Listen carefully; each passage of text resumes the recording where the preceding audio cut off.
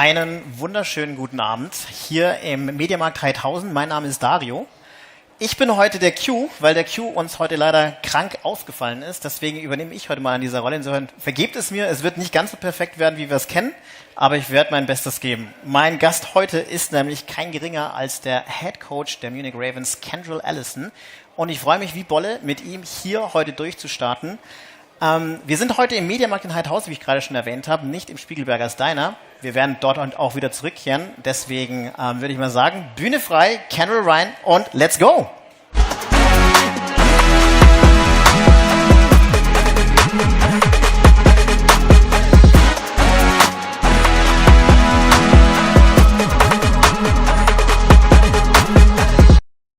Good, baby. Welcome. So, und was ich euch auch noch nicht verraten habe, ist, dass wir heute tatsächlich die Übertragung auf Englisch machen. Nicht, weil er kein Deutsch kann, sondern weil er lieber auf Englisch konversiert, damit das Ganze ja auch irgendwie ein bisschen flüssig ist. That's why we're going to switch to English now. And first off, welcome. Thank you for being here. Appreciate it. It's an honor having you here. And also, welcome to the Ravens crowd, the fans that are here. Herzlich willkommen auch euch. Definitely. Nice to see y'all. So, let's kick it off by what are we actually cooking today? Chicken sweet potato curry with a little rice. So there's no real special, meaning behind it. I like sweet potatoes, I like chicken, and I like curry. So might as well whip something good up. I think it's going to be good. Definitely. Before we start, let's just figure out where we got all the stuff that we need. So you sent us grocery shopping, and I think we have basically everything here. So what's the first thing we're going to do? So the first thing we need to do is peel the sweet potatoes, cut the onions, get the garlic right. All right. So we'll start with this. So this sounds like a good and solid start. Wonderful. All right. And while we do this, I'm going to just keep asking you questions and talking to you about all the stuff that we want to know. And maybe just first start it off by who are you? Who's Kendral Ellison? Who's Kendral Ellison? Oh, that's a good question. I'm a football coach. I'm a father. I'm from Alabama, 36 years old from Alabama. Been in Europe a lot longer than I expected to be in Europe. But at the end of the day, I'm just a simple person. I'm a foodie. I love to eat. I love to work out. I love the simple things in life. Good things in life. The good things, exactly right. So I think that's it, man. For me, I'm an open book. There's not a lot to me, I think. We're going to check that out. We're going to dive into that and going to see what we can squeeze out of you here. In the meantime, I think I'm going to just start chopping some onions. For sure. If you just get one onion and just chop it up as small as you can. I'm not the type of person that like my onions to be too big, but if you can just chop them up pretty small, then we'll be good. I'll try my best here. Yeah. So, you basically just arrived in Munich. So how have you settled in so far? Cool. So far, I'm living out in Oberhaching, which is a cool little spot, a little bit outside the city. The one thing I wanted to make sure I did this year was not really live too far from the practice facility, too far from the office. In Hamburg, I was so far away. Driving to practice, getting back from practice was a little hassle. So Oberhaching is cool. Nobody's just going to pop up and see you. So that's the best thing about that one. Yeah. So it's good. I can't complain. And obviously, I've brought the Hamburg weather down here with me as it's been a little rainy, a little wet. Jesus. But overall, it's been good. I can't complain at all. Okay. You're basically a Hamburger Jung, as we say. So you really, you have your middle of life nowadays is in Hamburg, right?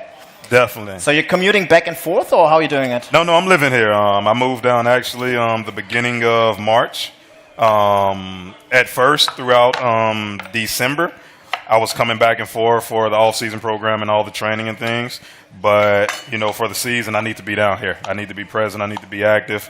And I came here beginning of March, had a few good days of sun, and then now it's the cold and the rain. But overall, it's been nice. I've been able to go to the castle in Neuschwanstein, which was good.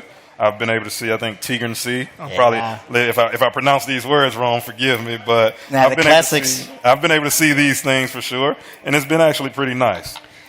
Neuschwanstein. This is something that you gotta see basically when you come down here. It's the Märchenschloss, as people like to call it here. Definitely. So nice. We can hear that you're not from around, not only by the accent that you don't have, but especially, your English is still pretty solid. How did you end up in Europe in the first place? Oh man, that goes back to 2010 actually. Finishing college at the end of my college playing career, my college, my college days. About to graduate, of course. Everybody had the dreams of trying to go play in the NFL, trying to play in the CFL, play somewhere stateside. And definitely I had that dream and I had that opportunity, not with the NFL, but the CFL, to at least get a look. But ultimately, it was get a look in a camp or get an opportunity to come to Europe. And being from Alabama, I didn't know anything about Europe other than what they teach us in the back of a history book. And an alumni from my school was just telling me a little bit about it. And he was saying, hey, check it out, email the teams and see what's up. And I didn't know they played football in Europe at all. And I filled out Europlayers.com. I made a profile. And after that, a few teams started contacting me. And luckily, I locked on to a team. The only problem was the season started before my graduation. And the one thing my mom wasn't going to allow was for me to leave and not graduate, as that was my graduation was bigger for her and my family than it was for me, as I was the first person in my family to graduate college. I see, okay. So, of course, with me, I would have said, all right, hey, put me on a plane, forget graduation. As long as I get my degree, I'm okay. But for her, it was like, nope, it's not going to happen. So this team in Finland, Empori, Finland, actually. You ended up in Finland. Finland, of all places. Okay, it's like the warmest place in Europe, by the way. But, Finland, it was a great opportunity. It was a great opportunity. This was the only team that was willing to, sit around and wait for me to come. So I missed one game, and eventually I went over a day after graduating. I graduated, family had a party that night, and the next day I took all my things back to Alabama as I went to college in Tennessee. And I was on a flight to Finland, and I'm sitting in that plane, and I'm like, okay, I can't turn around. There's no going back. When you look at the monitor and you're flying over the ocean, and I'm like, all right, so whatever's over here in Finland, I got to deal with it. Finland, okay. I mean, it's not exactly the first thing that comes into your mind when you think of American football and Europe. So, I mean, it is just not. So how come that American football is that big in Finland? I mean, did you know that when you started? I didn't know it was big anywhere in Europe, actually. I had no clue. But I was willing to, take that leap of faith. And at least, worst comes to worst, football's not big over in Finland. At least I get to see Finland. I get to see Europe. So it was a win-win situation to kind of get out of the U.S., get out of Alabama. And ultimately, it was a great decision. Great decision. Now, I got to Finland. And, of course, there was no one in Finland that looked like me other than my roommate who was from Michigan. But the people were very welcoming. Everything was in English. So back then my accent was a lot thicker than what it is right now. So think Forrest Gump, think, Bubba, think all Bubba that. Gump? Yeah, think Bubba. That was what my English was like then, mumbling everything. But eventually I knew and learned how to open my mouth and speak because, you want people to understand you. Pronunciation is key, yeah, right? Big time. Tell us people of Bavaria as well. Bad, no offense here. Okay, so while we're doing this, we're like chopping sweet potatoes. I'm doing chopping onions and garlic. What are we actually cooking today? So today, chicken sweet potato curry. The one thing for me, I love season. I love my food to be seasoned. I don't want anything bland. So we got a lot of different flavors that's going to pop when you taste the curry. And curry should have a little seasoning in it anyway. So like I said, I'm in Alabama, in America, where we love sweet potatoes. So sweet potatoes, I love chicken, and I love curry. So eventually I was put on to this dish, and I just tried to make it my own, add a few other little things here and there. So something simple. Something easy. The cook time isn't long, but at the end of the day, it's very satisfying. Nutrition, I guess, right? The protein with the chicken. There you go. Yep, for sure. Great. You gotta have the proteins, though. Yeah, you're at the end of the day, you're still an athlete, right? No, not like I used to be, but I'm trying. You gotta fake it until you make it, right? Yeah, that's what I'm doing today. I already said that I have to do some push-ups because next to you, I get lost here. But all right, I mean, you're still in the game, and I guess that you worked out this morning, right? I actually did. I actually went to the gym this morning, had a lower body day, posterior chain, and, getting some glutes, some hamstrings, and some legs in. So it was a good one this morning, around 7 o'clock this morning. It was solid. The attitude of a champion here, right? So speaking of champion, what was your biggest success while playing as an active player? As an active player, I wouldn't even say I had a lot of success, truth be told. Was never really on any type of playoff teams. Never won a championship as a player. Had some individual successes for sure, but these things don't really go too far. You know, of course, I'll trade that for a championship any day. As far as I know, you are an European, no, what was it, like touchdown something Hall of Famer. Yeah, is that right? I am actually, for whatever that's worth. I think that kind of goes to all the guys who've been over in Europe longer than they expected to be over here. But definitely being able to play in a lot of different places, impacting the game. So, you know, I got a plaque for it. It looks nice. It's in my house. Nice. I can't complain about that at all. Well, you gotta take all the successes that come along there. 100%, right? So tell me, is this enough? Do we need more You're garlic? Perfect. You good? Now you're good. Perfect. We're gonna just add that to the chicken, give it a little flavor right there. Up here a little bit. And in the meantime, you can tell me, because success only comes with also with losses. So what was your biggest defeat that you can remember, where you say, okay, that one hurt? As a player? As a player. Oh, man, like I said, I wasn't on a whole bunch of good teams, so it was a lot of losses. So it's hard to – they all kind of mix in and mesh in together. But I would probably say in college, my junior year, we were in Indiana playing DePaul, and it was a good football school. And it was a cold game, very cold game. And me being from Alabama, I definitely don't like the cold. And it really wasn't the biggest loss. It was more of the biggest loss in the sense of there was a play that kind of sticks in my head that I wish I could get back, but ultimately I can't get it back. You know, they threw a swing to the running back. And, of course, I played linebacker then. You know, it should have just turned into a normal sideline tackle between me and the cornerback. But, of course, it was cold, and, you know, when it's cold and you're playing football, you don't really want to touch anybody too quick. It's freezing. And the cornerback thought I was going to make the tackle. I thought he was going to make the tackle.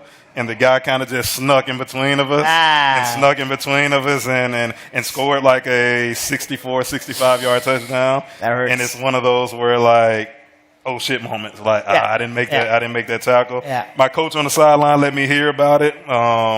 It was the worst play of my career. So I would say I can remember that play more than I can remember the losses right there. Yeah, I mean, these are the ones that stick to you and that actually 100%. They hurt, and they make you remember. But this is I think this is a mistake you would never do again. No, for sure, and it's a mistake that I never did again. And it just taught you, hey, go hard every play. You know, you don't expect anybody to make the play other than yourself making the play. Don't go half-ass. Exactly. So, and that's something that I try to instill in the guys right now as well.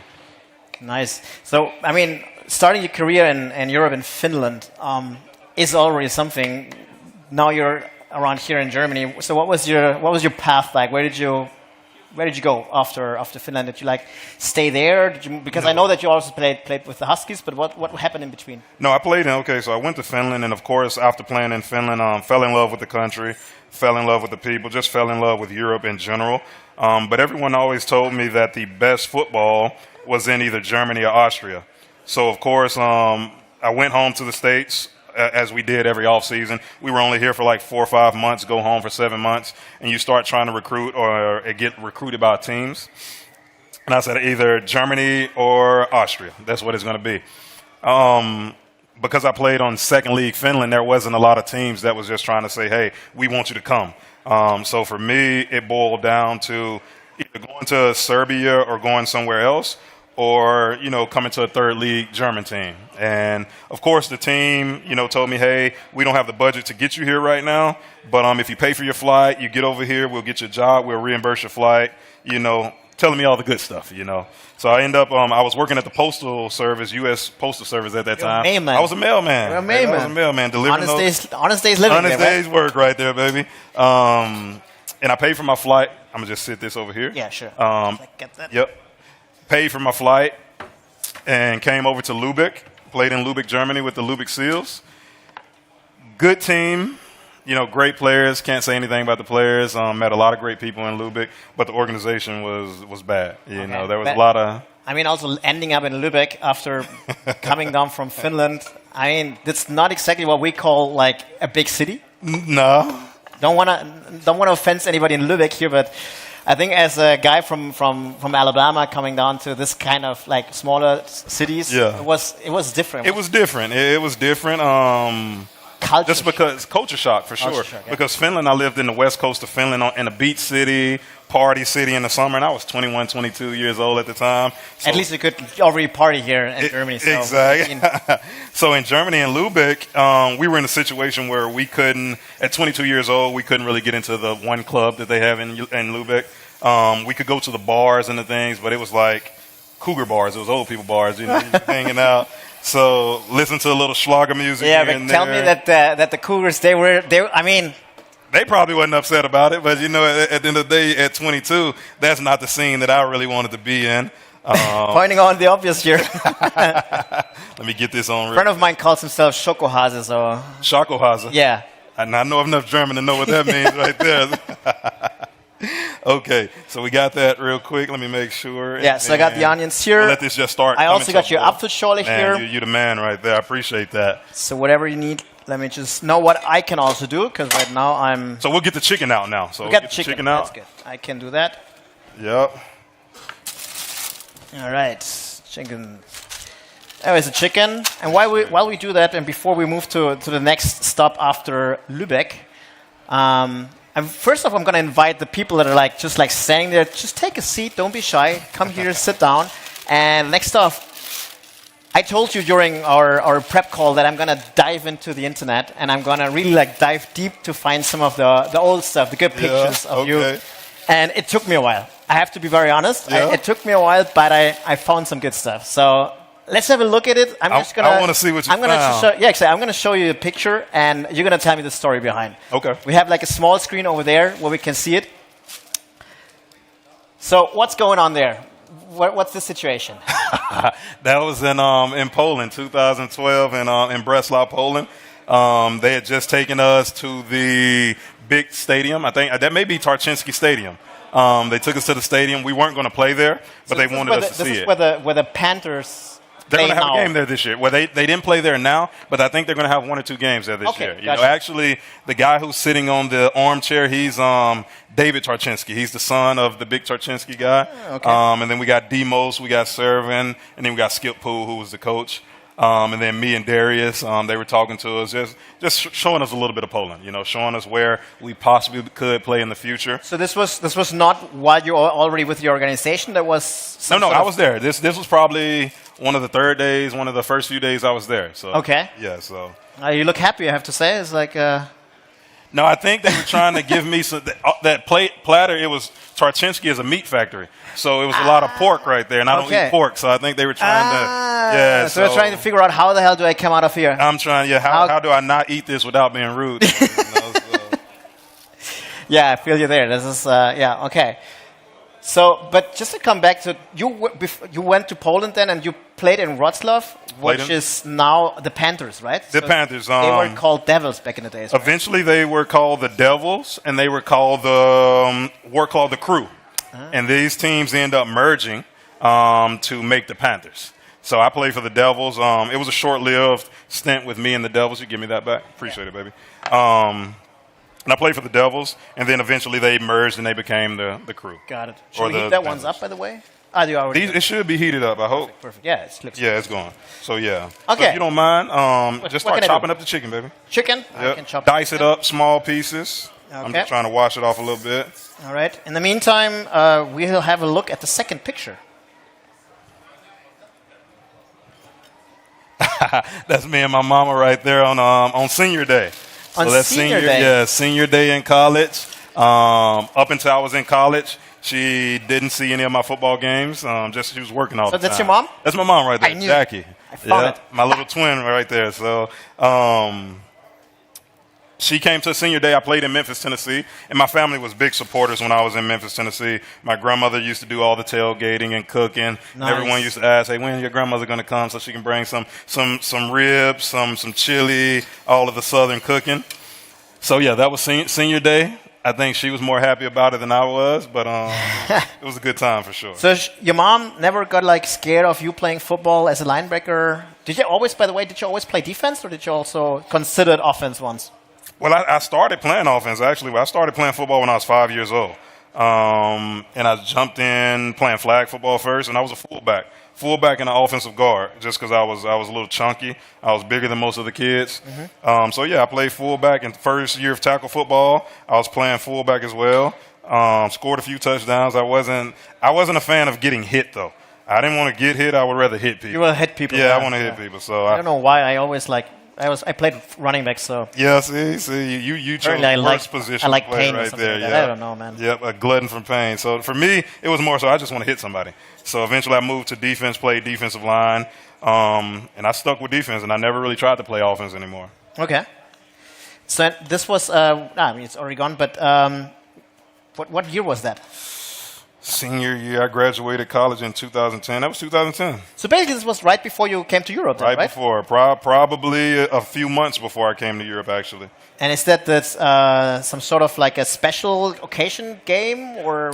No, that was just against one of our rivals. I think we played Swanee, Tennessee. That's just our rivalry game, and nothing real special about it other than all the parents come for the seniors. Eventually, our senior class started as freshmen with 25 players, and by the time we were seniors, it was down to around 7, 8 players because everybody just, end up quitting or end up just wasn't made for what you have to do to play college football. Okay, I mean, everybody has seen Last Chance U, I guess. So yeah. I want to see how JUCOs and how this not D1 programs and whatever work. This is the best to do to get an impression on what it actually what's like playing football in this kind of environment as well there. All right, next picture. Let's see what we got there. See what you're cooking up. Okay. Where you find this? Seriously, right what there? The hell? What is that? That was when the fad of these training masks was out, and everybody wanted one. Everybody thought, hey, this is a high elevation. You can pretend that you're training up on the mountain or something like that. Did it work? Well, it just cut your circulation off. I don't know if it worked. It made you tired and it looked good, but other than that, I don't know how much it worked. So that was me and my guy, Curtis Slater. We were playing with the Huskies that year, and we both had the mask, and we were just out there doing our warm-up in the mask to try to get our oxygen pumping. And obviously, the newspaper took it and they ran with it. Okay, looks tough there. It looks tough. No, yeah, it ain't as tough as it looks, put it like that. Trust me, I'm a ninja. Maskenmänner vom Hammerpark, okay. Well, I mean, this trend never happened, I'd say. It didn't hit down here? I don't remember it, actually. I remember seeing some guys in the gym doing that, like when they do like these workouts. But I think after COVID, nobody wants to wear a mask anymore. So probably not. That one is gone. Yeah, and this was... if I'm not mistaken, this may be around 2015. Yeah, because I met Curtis in 2014 when he played for Marburg. So this was definitely 2015. So well before COVID, well before the mask and all of that stuff. But, it looked cool. It looked cool. It looks tough. As long as, fake it till you make it, right? Said it, right? 100%. So what we got next in there? All right. Oh, man. Man, where are you finding these pictures? I thought I hid all of these pictures. I told you. I spent some time, but I found them. This was a photo shoot for Women's Day in Poland. Women's Day. Women's Day. So, don't tell me that you didn't get one there. I know. Hey, well, it was fun. It was a different shoot, and there was a lot of different pictures that we took, but that was definitely they said, hey, maybe if you put some glasses on, you'll look like Little John. So put some glasses on. Wow. And ultimately, that's what I think. If you look at the comments on that picture, everybody was like, hey, we didn't know Little John was playing in Poland. But, that's pretty much it. It worked, I'd say. It worked, definitely. It's definitely pretty much of a good picture there. I love to see the rest of the picture from the photo shoot. Please don't show those. Please don't. Nice one. All right, so let's see what we got here. So we chopped the onions, we chopped the garlic, we have the chicken chopped, and the sweet potatoes already cooking there. They should. It's on 4. 4 should be the highest. I don't know if it goes any higher than that. Should be going any higher. There you go. Oh, see. 7. We need to get it to a boil. So let's crank that thing up a little bit. Cool. So now, if you get the seasoning out, we got the season over to the right. Yeah, give me all that good stuff right there. There we go. All right. So we got like plenty of stuff here that we can use. So, okay, let's keep going. We were in Poland. What happened after Poland? So Poland was actually a very tumultuous kind of season. I had to grow up a lot in Poland. Just from a situation, me and the head coach didn't really get along. He was a guy that only coached semi-pro football in the States. Okay. Very, we say, narcissistic, into himself. And eventually it got to a situation where the players on the team would follow me more than they followed him. His scheme wasn't as great. Him as a person, like I said, I never want to talk bad about anybody, but I could have done well without ever meeting that person in my life. So, all right. Long story short, I played 3 or 4 games, had a great time there, great games there, leading tackler, leader of the team. But it came down to one practice where he wanted me to do the scout team defense. But his defense was to only run cover 0 the whole game. So he said, hey, scout team defense, you can run anything you want to run. Maybe you want to explain what cover 0 means, because we have some of the guys that are not locked too deep into that. So definitely. So cover 0 is when you pretty much have no safety over the top. It's man-to-man coverage. He wanted to blitz 6-man pressures the whole time and have no safety net on the back end. So nothing on the back. Every long pass is gonna actually pretty much. So that just definitely wasn't the way, but for him it was the way, and then he knew it best. He didn't want anybody else to say anything about it. So,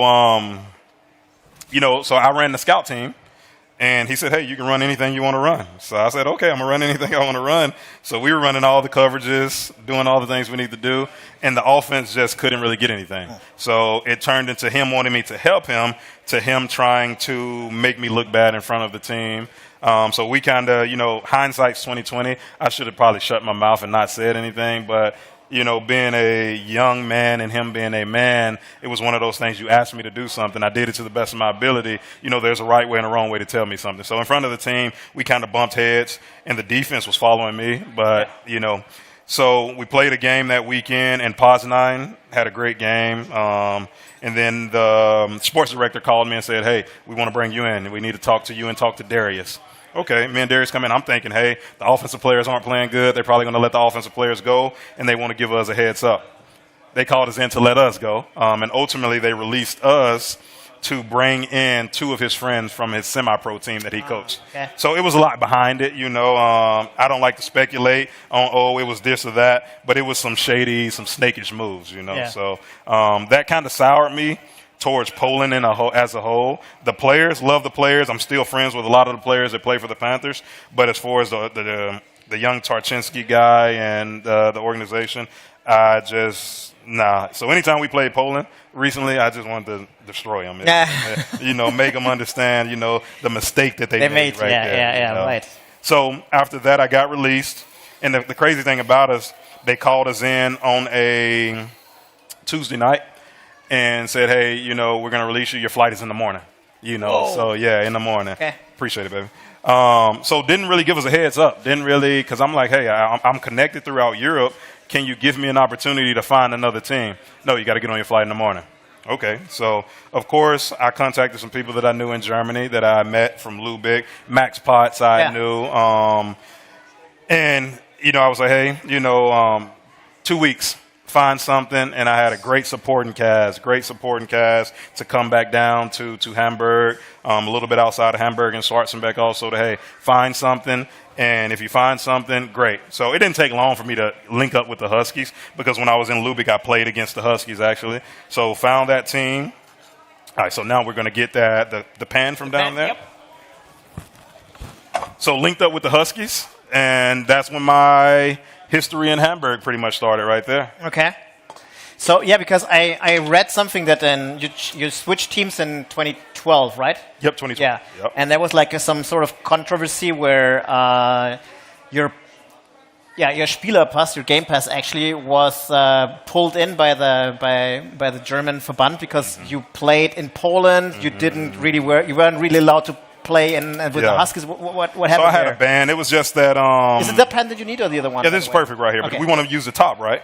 Doesn't matter. Okay. You can use. Cool. Paul gave us the permission to use any way we need. We'll use this one right here since it's a little bigger, and then we get the chicken going. Here. We can turn this one down a little bit. Now that it's boiling, we just really want these to get, sweet potatoes are super hard, so you just want to get them a little soft. Mm-hmm. My first the Huskies signed me, but the international transfer card, I played in the city already, so eventually I had to sit out. I want to say 3 games that I had to sit out and I couldn't play. Worst 3 games ever because, I'm eager to play. I'm eager to show what I can do. But they stuck with me. Kept me there, which was a great thing. And then when I finally was able to play, that's when the fun began. That's cool. So, we've got the chicken seasoned with, what did we actually chicken the season with? So, man, we season it with a whole bunch of things right here. The one thing, like I said, I want to have some taste. So we definitely got salt and pepper, put a little paprika in there, and some garlic. Can't go wrong with garlic right there. So it's going to give you a little taste right there.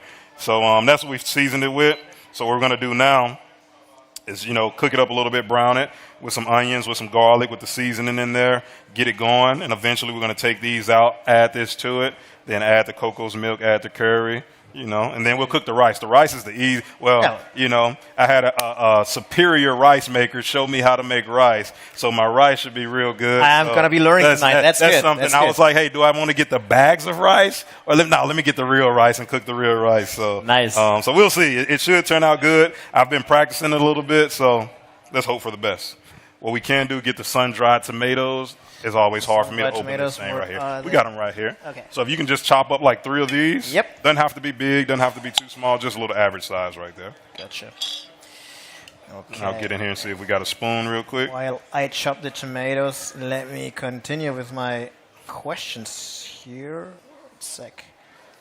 Add some oily stuff here. So we were talking about you coming to the Huskies and then finally and eventually, no, you also went to Saarland as well there? Yeah, I played for the Huskies a few years, and it was GFL. First it was 3rd league when I came, and then we moved up. Eventually they moved up to GFL 2. But, my whole goal was always to play First League. First League Austria, First League Germany, to play against the Schwäbisch Halls, the New York Lions at the time. They were the big dogs, so I wanted to play against those teams. And Saarland, in 2014, Saarland contacted me, wanted me to come down there, came down there, had a great season down there, had a lot of fun down there, met a lot of great people. And after Saarland, I went back up to Hamburg, actually. Hamburg had won the GFL 2, and they were going to go to GFL 1. And, of course, Hamburg had already become like a second home for me. Yeah. So it was an easy decision to go to Hamburg. Hey, as they start off their journey in GFL 1, why not be a part of it? Makes sense. Absolutely. And that's where that history started. And the Huskies just became family over the time. And it was good. Can't complain about it. Saarland, not everybody would also expect that you end up in Saarland because that's like the Finland of Germany somehow. But it was a good spot, man. It was real good. Nice. It's not too far from K-Town and Mannheim, Kaiserslautern. And you got the Army bases, so the culture was good. True. And we had a few the soldiers that were on our team also. So it was real good to kind of just get back around a lot of American culture as well. So I couldn't complain. It was a great spot. Sounds good. This brings me also to my next question. You stayed in Hamburg afterwards, and this is also where you started your coaching career at one point, right? It is. I stayed in Hamburg. I bounced back. I went to Czech Republic, played in Czech Republic for a year, but then I finished my playing career in Hamburg. And eventually that team just had lost a lot of players because they were split up between Kiel, Elmshorn, all these different places. So eventually the team was young and just not ready. So I'm like, okay, hey, why not just stay here and become a coach now? I think we went 0-15 one season, that last GFL season. Couldn't win if our life depended on it. So it was just one of those, hey, let's just coach. I'll jump into coaching. And I was always a defensive linebacker, but also a defensive coordinator playing the same thing. So now it's like, no more playing, just coach. So were you a player's coach? Did you play and also I played coach? and coach, yeah. I was the linebacker. I wait till the teams line up. Even in Saarland, I had that role. Wait till the offense line up, and then I call the play based on their formation. So now if I just got to call the play, it's easy. It's easy. It's simple. Of course, yeah. You've seen it firsthand. So I jumped into coaching. And throughout my time with the Huskies, I coached U16, U13, U19, helped out with those. So I had coaching experience, but I jumped straight into being the defensive coordinator and the head coach for the men's team. And, I told Trouta and Sebastian, hey, just give me an opportunity to change the team around. Just give me the leeway. So honestly, I was the marketing director. I was the head coach. I was the therapist. I was everything. You did everything, team, man. You know, so. Did you also cook for the team? No, I didn't, but I did find a lot of sponsors for the team to make meal deals, so that's even better right there. It's even better, that's right, yeah. Yeah, so that's where my coaching career as a men's coach started in Hamburg. Awesome. Sounds good. All right, and there you were, and then all of a sudden COVID hits, and there's this guy, Patrick Isume, we know him all, comes up with the idea of all of a sudden coming up with a ELF, with a league in Germany. How did it hit you? Or like, were you like in the beginning like, all right, let's go coaching, or not at all, not at all. Of course, I've seen a lot of leagues try to start up in the U.S., and it's always like, okay, hey, they sell a good dream, it sounds good, but it ain't really going to happen, you know. So I didn't really know how the lay of the land in Germany would be, because post-COVID, nobody knew how anything was going to actually be. So it was one of those situations where actually Max and Andreas Nomnesen contacted me 2 or 3 times asking me, hey, you know, do you want to come in and be the linebackers coach? And I'm like, I'm a head coach right now. Like, I'd much rather pass because, you know, I need stability. You know, this is my job. This is my main job. Though I was working at an international kindergarten on the side, it was more like football is my moneymaker. So I'm not going to jeopardize this for a maybe league post-COVID. And ultimately, they talked to me a couple times, and I'm like, nope, I'm good. You know, and me and Max were good friends, so it was like, I don't want to tell you no, but at the same time, you know, you're not paying my bills also. Yeah. So honestly, it came down to Nami, you know, picked me up one day after work, and we actually went to a Korean chicken spot over in Altona, you know, and I guess that's how he got me. He got me with some fried chicken. Food, yeah. Exactly. So we sat there on a rainy day eating chicken. Korean chicken, and he was just like giving me the pros and cons of it. Why not? You know, why not? Because if the league does hit it off and it's big, at least you can say you were there from the start. And for me, I'm not a follower. I'll jump on and I'll bet on myself. So eventually, Zumi reached out to me and told me a little bit about it and the possibilities. And I jumped in as a linebacker coach for the Sea Devils. And there you were. Like, I mean, the first year of the Sea Devils was, I would say, pretty successful. And you ended up in the championship game. Did. And then the second year was also not too bad. And then all of a sudden, things changed in Hamburg. It did. What happened? Tell us, because we know just so much as people have shared with us so far. We've heard statements from other players that moved, and there's a lot of rumors going on, like you declining, you getting the better offers, you just wanted to leave, you just wanted to try something new. But we just learned that you are actually a Hamburger Jung. You have your family over there, but yet you're here in Munich. So how come? All right, so with the Sea Devils was great team, great window of opportunity. A lot of these players I knew for a long time. Like I said, I played with them. Yep. I coached them when they were young. We had great relationships. Our whole goal, even as a player, when I first came in, I was telling these guys, man, what would it be if we got all of the players in Hamburg together on one organization and one team? If one team in Hamburg could get it right and all of us came together, then it'd be a great football team. And ultimately, the Sea Devils were able to get all the guys from Elmshorn, get the better players from Kiel, get all the Hamburg guys back to Hamburg. And we had great times. It was a great team. And we honestly, year one, we had all that success, but we were a little ahead of schedule, you know, because Frankfurt came from their team. Was an already organized team. We came from a lot of lower level teams, but we hit it off, even though Ted Dasher was the first head coach, and it wasn't a great situation. And after week 2, I became the defensive coordinator, and Nami became the head coach. You know, it was always offensive guys wanted to play for Nami. Defensive guys wanted to play for me. So it was a perfect fit, perfect situation. Barely lost out to Frankfurt. I think there was 32-30 in the championship game. But we saw then, hey, what Hamburg football can be. So year 2 comes about. Nami had to, you know, take some time off to be with his family, which is understandable. We got a new head coach. Of course, at that same time, I was being promised that, hey, you know, the team is going to eventually be yours. You know, the team is going to be yours because Leipzig wanted me to come be the head coach and come in and join Fred Armstrong also as either the head coach or the DC, whatever they planned on doing with him. And, you know, the Sea Devils was telling me, hey, you're going to be the next head coach. Stick around, learn under certain people, and it's going to be your shot. okay, well, I'll always, I'll check my ego at the door any day. I'll sit there and say, if you bring somebody in I can learn from, that's better for me. So eventually brought in Yogi Jones, great guy, great coach. And we had a great success that year too, but after losing 2 championship games, the questions start being asked, what are we doing right? What are we doing wrong? And the issue with the Sea Devils was never the players. The talent was going to always recycle because Hamburg had great youth talent. Yeah. The issue was just, and it definitely wasn't Max Potts. A lot of people like to say, hey, Max Potts, made bad decisions. Max did everything he could to help out the players and be with the players. But there were people above Max also that it was just bad decisions. You look at the trip to Klagenfurt, playing that championship game. Football and you travel, you want to be on schedule as much as you can.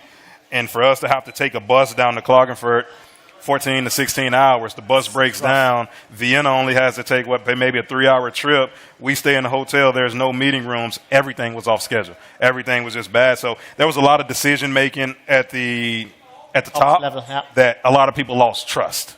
And I was the one that could kind of keep that trust in. But okay, also for me, the trust started going because you're telling me, hey, you're going to be the future head coach, but then you sign Yogi to a 3-year deal. So for me, that's telling me, what do you plan on doing with me? Because I don't plan on being just a defensive coordinator for 3 years. But, of course, I love Yogi. I'm going to work with him. It's cool. So they gave me the title of assistant head coach. On paper, that sounds great. On paper, that looks good. You were assistant coach of the year as well, right, in 21? I was. So we had a 21, a great team. 22, I do believe I should have even got it in 2022, but our OC now, Kyle, eventually got it. But I think the defense we had in 2022, there's not a defense in Europe that ever really matched what we were able to do. So ultimately, giving me the assistant head coaching job, still promising me, hey, you're going to be the next future head coach. Perfect. Sounds good. There was a lot of things. In 3 years in Hamburg, the defense was known to be the defense. The defense was going to be the defense no matter what. So what we're going to do now, we're going to knock these onions. Yeah, we're going to pack that in here. All right. Yeah. With the garlic? It's over. Yes, sir. Let's get it in there. So now we'll start cooking that a little bit. Perfect. So I just added the garlic and the onions into. Yep. So we're going to let that saute a little bit. It already looks delicious. Yep. And eventually, in about 5 minutes, we'll put the sun-dried tomatoes in also. All right. So, yeah, being promised that spot, being promised the head coaching job. But we're in limbo. Yogi's on a 3-year contract. You're promising me something. I'm not really going to sit around and just sit around. Obviously. So, offensively, we was having issues, which we had many years in Hamburg. And that Frankfurt game this past year was kind of where everything broke apart. Being up 14-0 at halftime, opportunity to beat Frankfurt in PSD Arena. Teams don't really go down there and beat those guys. All we have to do really is don't turn the ball over. Don't turn the ball over. Let's get out of here with a 14-0 win. Perfect. We know this from Tirol, I think. Yeah. Yes. So, of course, what happens after halftime? We turn the ball over 5 times in a row. Boom, boom, boom. Giving them great field position. Defense could make some stops, but ultimately we broke, and mentally. I think that game we were on the field 85 to 91 plays defensively, so you can only play so long. And that kind of created a big separation with the team. And, I'm trying to keep it together. Of course, we played more games and we were losing games. We just close games that it wasn't the same Sea Devils before. We lost that leadership, we lost that vision. Trust also as well. Trust for sure. That trust was completely gone. What led eventually to you coming to Munich? Oh, sorry. Well, I got you covered. One thing I do as a cook, I got you covered. It looks bad. It is, my mom always say, hey, you got to clean up after yourself. But I feel like, hey, the biggest mess I can make, that means the food going to be even better. And now let me try to get this over my big head real quick. All right.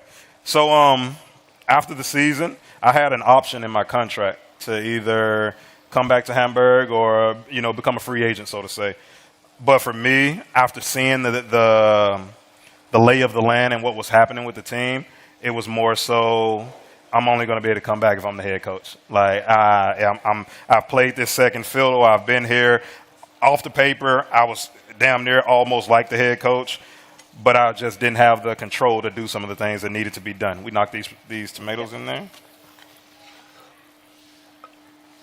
Perfect. Okay, so this is where it gets interesting for us because we've already received some questions in the chat. They want to know about cultural differences from here to Hamburg and whatever. So before we go there, why? Why Munich?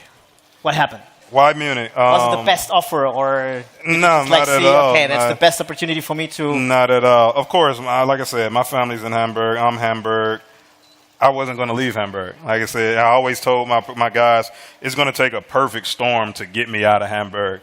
And that perfect storm brewed with, like I said, the broken promises. There's a narrative going around that I took a better offer and Munich offered more money, unserer. That definitely wasn't the situation. I never got a phone call from the Sea Devils. I didn't get a phone call. I never got an interview. I never got a text message. I just heard through the grapevine that, hey, they're talking to this coach and that coach. And I'm like, okay, you've been promising me this for years. But when now it's the time to give it to me, all of a sudden I'm not good enough to be the head coach. Or, I don't have whatever you want me to have to be that name, so to say. So the narrative is that, I declined an offer. I never got an offer. I never got a phone call. And me and Max was, leaving to go to Ryan Fire. So he was vouching for him. He was like, listen, this is the guy you need to have as the head coach. This is the guy you need to have.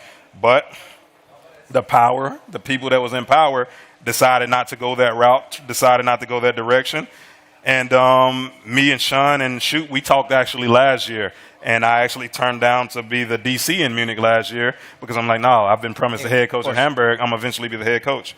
So this year I reached out to him and I'm like, hey, I'm not going to re-sign my option. I'll be willing to come down as the defensive coordinator because I love, me and Shoot had a great relationship. Regardless of what happened with Shoot down here, me and Shoot were good. And I was like, hey, that offense, my type of defense, that can be crazy right there. I mean, his playbook for the offense, we know what can happen. Exactly. So the Sea Devils never tried to keep me. As much as I said, hey, I want to be there, I would love to be there, they never reached out to me about it. So, well, lucky us, I would say, because now you're with a 2-year contract with the Munich Ravens. And we're super excited and stoked to have you here because what we already could see since you arrived here is that a lot has changed within the organization. We see a lot of new guys coming in. You did the entire recruiting was on a whole different level. And let's pick it up there. What was different this year in the recruiting? You started in early December, I think. Yeah. And now we're almost there. We're roughly 50 days into the season. Mm-hmm. Where are we standing right now? We had the OATs. We had first practices. We have now the imports being able to practice. Mm-hmm. You recruited a few of the imports as well there. So what was this process like? Tell us a little bit about it. For me, it started once I signed. It was once a few guys knew I was coming down here, it was Coach, if you go, I go. If you go, wherever you go, I want to be there. As long as I can make it fit in my personal life and situation, then I'll be willing to come and get things figured out. So, and that's guys from other teams also, but I played a lot around Europe. I know a lot of these guys. A lot of these guys saw what we were able to do here in the past 3 years. So as a player's coach, people would gravitate towards me. So the one thing with Munich, though, me and Sean talked about having depth, having a team, not going into OTAs and not going into camp with 50, 55 players, but let's make sure we bring in the best that Bavaria has. So my goal was to say, hey, let's put a fence around Bavaria. We put a fence around Bavaria, keep the Bavarian talent here, but also the homegrowns, because imports are imports. At the end of the day, imports should be able to, cancel each other out. The team that has the best homegrowns will be the team that will be the most successful. So for us, it was okay, let's see. And not to say that the homegrowns were bad last year, but we could find better and we can develop them better. So we really got into the recruiting trail and different teams and different people, but also finding those Bavarian guys that were playing in different teams and giving them a reason to come back home, because they were, whether it's professional or whatever reason, if they had a good football team home, they would come back home. And eventually you see that in guys like Regler, Marco Schlabitz. You get all these guys coming back. So it was put a fence around Bavaria, get the Bavarian players back, but also let's create a pipeline in different places. Stuttgart, Hamburg, Berlin, all these different places, Tyrol, and be able to get the best players from there also, whether it's through import spots or whatever the case may be. So we really hit that recruiting trail hard to sit here and say, hey, these are the type of players we want. These are the type of players we're going to go get, you know. And we really said, hey, let's bring in more than the 65 because some people are going to feel like and realize that ELF football is just too much, too demanding. But if you go with 65 and 7 or 8 people feel like it's too much, then now in April, March, you can't find that talent anymore. So why not bring them in early, give these guys an opportunity to be in your workout program, your off-season program. If they don't make it, then, hey, they go back to their team, and they're a much better football player than before, you know. And we wanted to create a culture of competition to where guys know, hey, it's an earn everything mentality. No matter where I come from, no matter if I played here last year, if I want a spot on this team, I got to work for it. I got to grind for it. And we went through a grueling offseason and got it all figured out for sure. You brought some pictures of that offseason. It's like what you call the fourth quarter program. Fourth quarter program. And maybe we can show some of the images that you brought there. Because it was tough on the guys, right? So it was like what you would expect from a US team, but you can see it here like this. I mean, they're like ripped, man. What the hell did you do to them? That's just Titian. Titian, he's been on this show. He's been on the show, yeah. He's just a monster, man. Like but you know, he knew what was coming, and and he had a great off season. And right there, we're just doing a towel fight. You know, we just put 2 towels together. You put them in a circle, and it's a man on man. You know, at some point, that's what football boils down to. One-on-one, your one-on-one matchups. If you can't beat the guy in front of you, if you're not willing to go the extra mile, then, you know, you're not going to be successful. So we put them, you know, the fourth quarter program isn't anything that's just all so crazy, reinventing the wheel or anything. It's easy. From a physical standpoint, it's just, you know, the same drill, repetitive. But we do it at a rate and at an intensity that we say, hey, we're going to put you through the fire. We're going to get you to that wall because a lot of people will take themselves to that wall, but they're afraid to see what's on the other side of that wall. So we want to really see who would go through that fire, and once they come out that fire, what's behind, you know, what comes next. That's some energy there as well. So. Oh yeah. We were doing tug of wars. It's Lawrence, right? That's low regular right there. Yep. So all these guys, you see Lawrence, a new player, Nico, Eric Eichhorn, you got Novak in the back. You know, these guys are grinding. They accepted the challenge to sit here and say, hey, we're going to work harder than we ever worked before. We're going to come in and get it. So is this some sort of Urban Meyer kind of thing where you like have them in the weight room, like grinding, throwing up, and just keep going and going through it? Yeah, so you say Urban Meyer, I say Nick Saban. I'm an Alabama guy. So all right, got you there. All right. So when you think about the fourth quarter program, a lot of teams do it. It's just mat drills. It's just going into a drill. We had it's like going beyond. Going beyond. We had the buckets lined up because they were going to throw up. They were, we had guys almost dying. But the one thing I saw, and I've been doing this fourth quarter program with any team I've been around, these guys didn't run from work. You know, they wanted to work, and they came to work. And each week, we were having 40, 50 guys there. And I'm like, these numbers, I was expecting maybe 20, 25. Yeah. But to have 40, 50 guys, even if they were throwing up and dying the week before, they knew I was coming every 2 weekends. And when I came down, they were there. They were there. So that showed me right there that the notion of what I've heard about Bavarian football players where, oh, these guys are just entitled. They play football because they like it. They don't play football because they love it, you know. And these guys showed me if you're willing to go through the fourth quarter program and you're willing to get through that and keep coming, that shows me a lot about your character right there. That's some sort of OTA there, by the way. That's different kind of style. Different monster right there. Different. But I guess that they came out stronger, as you like to say. 100%. And even if they didn't make it, like they were cut it now, so they come back to their home team or to whatever team they were coming from as better men. And they'll be much better, 100% much better than before. And that's ultimately what they did.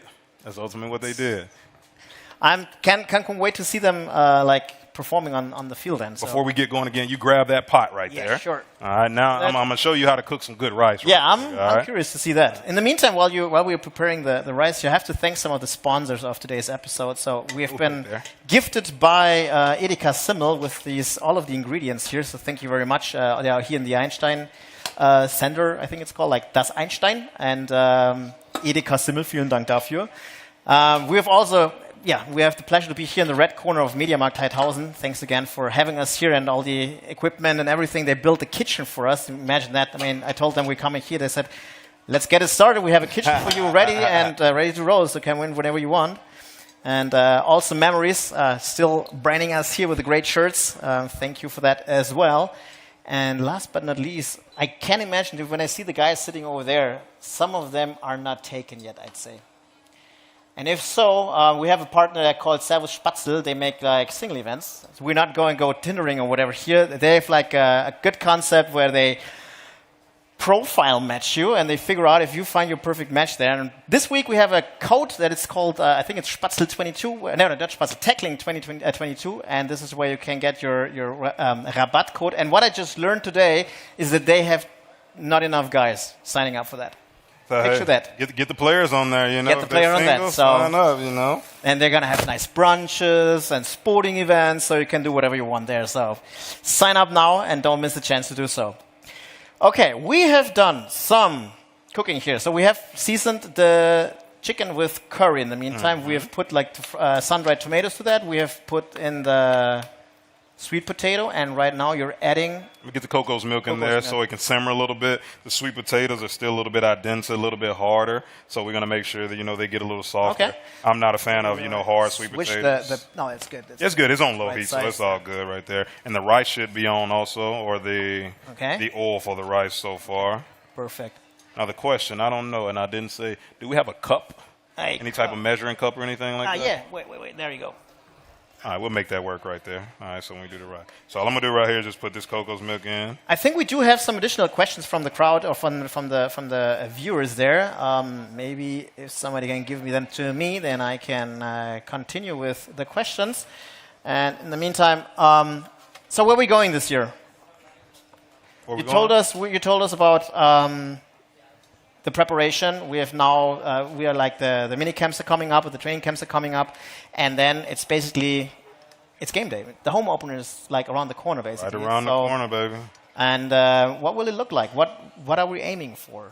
Playoffs? Just going to survive? Or where are we going to go? Of course, I'm definitely not, I didn't recruit anybody to come here to just hang out, to be a average team, to see the mountains and do all that. That's not what we're here for. We're here to win, you know. And of course, we know what the destination is, you know. What we said though is that we're not going to talk about that destination. You know, let's focus on the journey. Let's focus on everybody wants to talk about championship culture, championship. But there's a lot of small things you have to do before you can reach that potential and be able to get there. So we say, hey, focus on that journey. Focus on getting there. You know, focus on day by day, game by game, a daily commitment to excellence. Because if you can't do the small things right, there's no reason to talk about a championship. Now, on paper, we put together a team that should be, you know, quality. But like I said the other day, you know, there's not a game of football that's ever been played on paper. You know, that just don't happen. So as good as we look, our goal is just to get better daily. You know, get better. It's okay. I got this right here. All right, we'll make it work. Our goal is to get better, grow as a team, grow as a brotherhood, and things are going to happen organically. You know, things are going to happen as they may happen. We're not going to force it. I think you can look at the media, and the media set expectations of, oh, you should be that, oh, you should be that.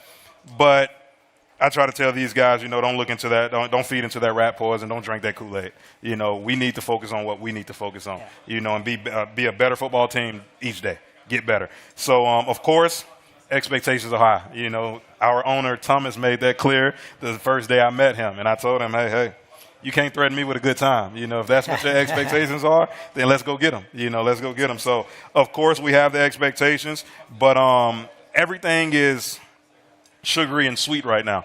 We hadn't played a game, and everything is high. Everybody's looking for these expectations. But at some point, you know, I want to see what we're going to be like when we face adversity, when we get smacked in the mouth a little bit. What type of team are we really made of? That's when we're going to find out what type of team we really are. So it's hard to say what we are right now, because when everything is going good, new coaches, new players, new this, new that. Perfect. It looks good. You know, everybody's saying you're going to be good, but what happens when it's not as good as you think it is? So when we figure that out, then we'll know. But, of course, we're trying to play deep into September. I mean, that is very good, because the question that we just got from the fans is, so after the first practices, or after the amount of practices that you've had so far, what's your opinion on the guys?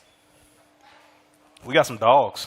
We got some real good. Like, listen, I watched a lot of film from our team last year.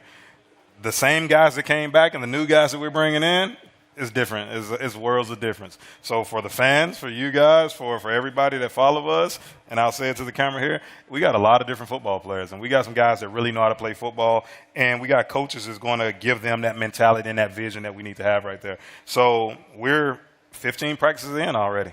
15 practices in, and we're working on going into camp this weekend, and we're going to have a lot more practices before we go to Sinsheim. So we're going to be a really good football team. But right now, we just have to become a more disciplined football team. A team that can take the coaching, and apply the coaching and retain the coaching that we're giving them. And when we can be more consistent, disciplined and more consistent, we'll be okay. Sounds good. I mean, if this doesn't answer it, I don't know what does. So we have some rice. Oh, yeah. I'm making sure I didn't get this thing a little too hot. And then we have the chickpeas left, right? And then we're almost the there. chickpeas just go in on there. It's not too bad. They go directly. What you can do while I do the rice, though, just a couple spoons of this curry paste. We're going to dump that in there. Yep. Just check that out. And we're going to pop one of these bad boys in there. So we'll give you that one, too. Some of that chicken broth. All right, so what you do with this rice, depending on how much rice you want, and we'll put... Depends on how many people want to eat. You going to eat? You going to eat? Y'all going to eat a little bit? Wonderful. All right. We have some hungry people just got to make sure I know how much rice to make. I think the crew is also going to be happy if they can get a little bit. Get a bite. So I'll do a little bit more rice. You can't go wrong with rice. Is that enough? Let's check that out. Let's see. Yeah. And just keep stirring it slowly. Turn the heat up a little bit. Yep. Just keep it stirring a little bit. All right. So I got to make sure. The key to making this rice is however much you put, you double the amount of water. All right, so if I put 100 grams in here, or like I said, I don't want to save this 100 grams, then I'm roughly. The crew is hungry, I just heard, so they're all down for a snack. You got to put the double amount of water in there. So that's the main thing. So I want to make sure I do it right. But I've been practicing this at home, so I want to make sure it's good. I've also seen that you've put like oil into the pan. Put a little oil in there, yeah. That's I didn't even know that until I was taught to do that, and it's been Man, if there's something that can mess up, then it's cooking rice. Look at you. That's why you got the bags of rice, but I didn't want to do the bags. Yeah, that's embarrassing. I know. I wanted to show a little cooking skills over here. Yeah. So let's say we got 300 right here. So while we have the Ravens crowd here as well representing, you have any questions to the coach? No questions today? They just here right now, baby. They just want to eat. They just want to eat. It's okay.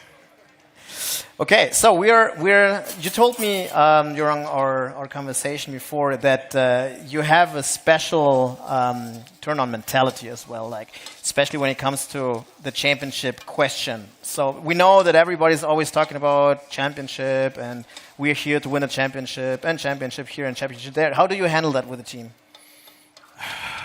You got to humble yourselves. Of course, I think there's 16 other teams in this league that's going out and fighting for a championship or won a championship. But you got to keep them grounded. Keep them grounded on what it takes to win a championship, what it takes to, because championship is not just going out there and playing football. It's about having that right mentality, So for us, we preach mentality. We preach doing the little things right all the time. We preach, not really focusing on a championship, but focusing on just getting better, and focusing on yourself, becoming a better football player, becoming a better man, becoming a better team, becoming a brotherhood, and mixing and molding in together the right way as it should be. So for us, it's about trying to keep them grounded. So now what I put 300 of rice, so give me 600. 600. Yep, 600 of water. And we don't have hot water, but it's okay. Normally, if you do it with hot water, it comes to boil faster, but it's all good. So with me, it's just the mentality. I'm big on mentality. I'm big on, you got to believe you're a winner before you even play the game. You got to think like a winner, walk like a winner, talk like a winner, do the necessary things as a winner would do. And that's something we preach to them every day. What do you want this to be? And what I try to do is make them, have a little ownership of what we're doing. It shouldn't be, hey, this isn't Kendral's team. This isn't Sean's team. This is your team as guys, as players. And once they start realizing that, and like I told you the other day, my mom always told me you never really know the value of something until you pay for it yourself, until it's your own. So, and I gave them that, question of, or that thought process. Listen, I've always had, it may get a little steamy, but it may not because it's not as hot. Yeah, just go and get it in there. All right, perfect. All right. Then we're going to turn the heat up a little bit on that. We're going to bring it to a boil. Okay. All right. So I tell them, hey, think about having PlayStations. When your mama buy you a PlayStation, you leave it at your friend's house. You don't take care of it. But when you buy your own PlayStation 5, you're going to make sure it's taken care of. So I try to tell them, this should be a player-led team and a player-driven team. It shouldn't be a coach-led team. I'm here. Yes, I know I'm the head coach. I know what I get paid for. But I want you to take ownership of this. When we talk about Bavarian football, it's about you guys and what you want Bavarian football to be. So ultimately, they're slowly but surely, yes, sir, it's getting right. It's delicious. Yeah. So, okay. So what we're going to do now, put a little bit more curry in there. Like I said, we want to have taste. All right. That's some good stuff. There we go. And if they start taking ownership of what they're doing, we can't fail. And we do a lot right now of just understanding each other because we got a lot of new players, a lot of new coaches. And what we're doing right now is trying to figure out what's each individual's why. Why are they doing this? Or why are they in Munich? Why are they in Bavaria? Why are they with the Ravens? Why do they play football? What makes them the man that they are, not just the football player that they are. And when you start understanding each other, and you start depending on one another, then you're willing to go through a wall for one another. And that's something we're trying to build. We're trying to build that culture of love, that culture of understanding one another. Not just hey, Ravens don't, complain. Ravens just go. Ravens play hurt. No, I've been around football long enough, and I've been around Europe long enough to understand these are men before they are football players. These are fathers. These are brothers. These are all these things. Football is just a glorified hobby for them, Sure. So I try to make sure that they know that, hey, I understand you. I understand the things you're going through. We understand you. You got 65 plus brothers, 17 coaches that are like father figures to you. And if we can get them to, hey, we care about you, not just the football player you are, but the man you are, then everything that I can tell them and I can preach to them is going to be easy. So basically you're really like walking the talk of football as family, creating a good relation with the team, with the guys, with the players, valuing not only the player but also the person behind, and understanding, also creating some sort of understanding. Hey, there's more to just playing football and your life. I understand that, and this is why they pay you back by doing stuff like they did, going hard on the weekends with you when you're coming down from Hamburg. 100%. And I think I'm not too far removed from being a player myself, so I know what type of coaches that I was drawn to. Oh, yeah, that's looking good. All right, so we can turn it down a little bit. Just let it simmer a little bit because you don't want the sweet potatoes to get too soft. So now we got mostly everything in there. We'll eventually drain these and put these in there also. Get in the cashews as well. Give it a little crunch. Yeah, we're done with that. So we can put that there. And then we'll drain the chickpeas. Not going to use them all. And then we'll put the cashews in there as well. So what I need to do is turn my rice down now. So you're going to turn that rice down. All right, and once we turn that rice down, what we're going to do is put a paper towel on top.